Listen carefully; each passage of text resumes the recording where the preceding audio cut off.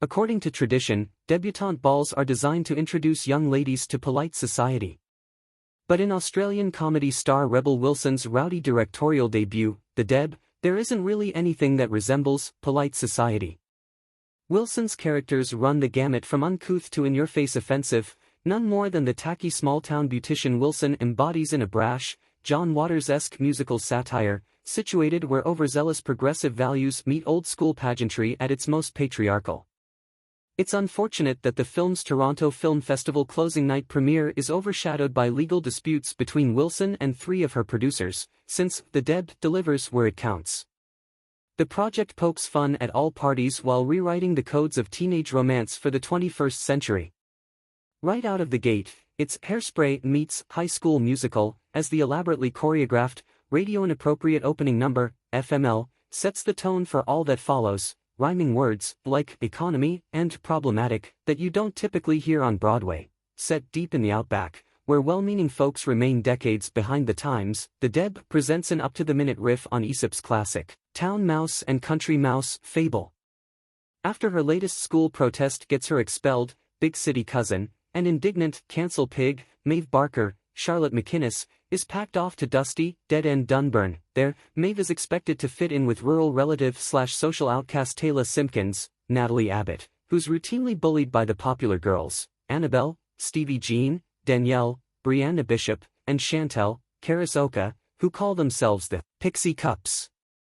Snappily dressed and TikTok-ready at all times, Maeve seems to have far more in common with the social media-obsessed trio than she does with her less image-conscious cousin. To her credit, however, Maeve instinctively takes Taylor aside when her classmates try to humiliate her. The Dunburn debutante ball is just a few weeks away, and Taylor, who anticipates her big night the way girls raised on Disney fairy tales do the day their prince will come, can't find a date to save her life. To complicate matters, Maeve almost instantly attracts the attention of Dusty Costa D'Angelo, whose floppy-haired, rebel without a cause look suggests Dunburn isn't so cut off from culture to not have heard of Timothée Chalamet. Earlier, Maeve had mused, "I think I might be the feminist voice of my generation, rejecting any attempt at chivalry with a curt, 'What is it about my birth sex and/or gender performance that makes you assume?' The ball works on a girls-ask-guys basis, and once Dusty accepts her accidental but not unwelcome invitation, the only thing Maeve still finds problematic is identifying someone to escort Taylor.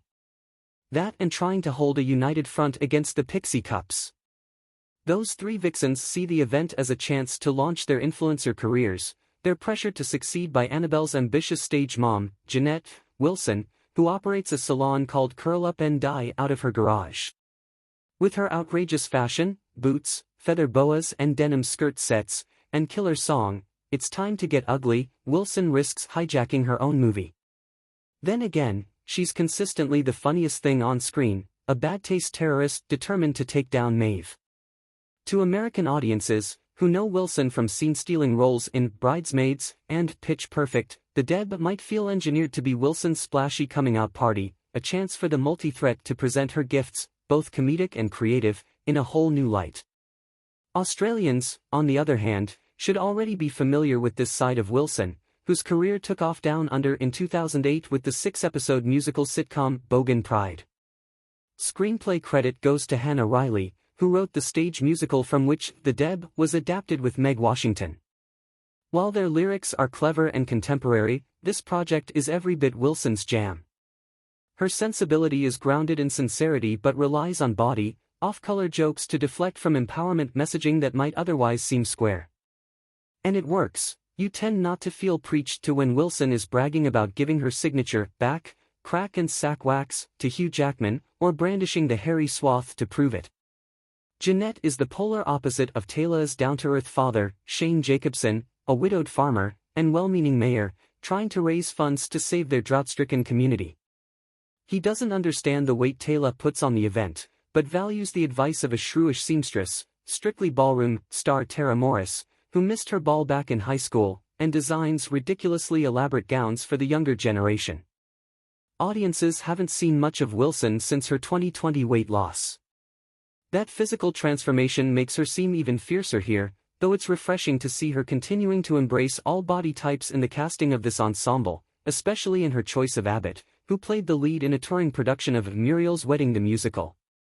As Taylor, Abbott recalls Ricki Lake in Hairspray, both remain irrepressibly upbeat, even when their peers try to shame them. Taylor seems so guileless that it's hard to follow an unconvincing plot turn that occurs about two-thirds of the way through, when Jeanette succeeds in driving a wedge between the cousins. But the movie has at least half a dozen characters in need of enlightening. The trick is to change their minds, while allowing everyone to remain true to themselves, to have a ball and deflate it too.